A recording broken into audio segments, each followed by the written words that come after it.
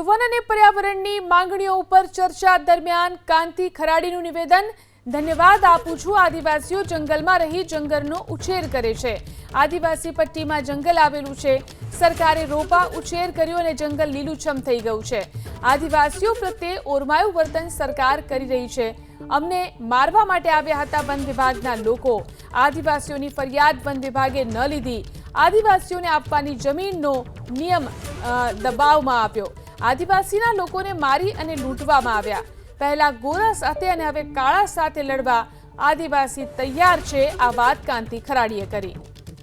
તો વન અને પર્યાવરણની માંગણીઓ પર ચર્ચા દરમિયાન કાંતિ ખરાડીએ આ નિવેદન આપ્યું। ધન્યવાદ આપું છું આદિવાસીઓને, જંગલમાં રહી અને તેઓ જંગલનો ઉછેર કરે છે, પરંતુ વન વિભાગને લઈને તેમને કેટલાક સવાલો ઉઠાવ્યા। વન વિભાગનો આદિવાસીના લોકો સાથે જે વર્તન છે તેને લઈને તેમને સવાલો ઉઠાવ્યા।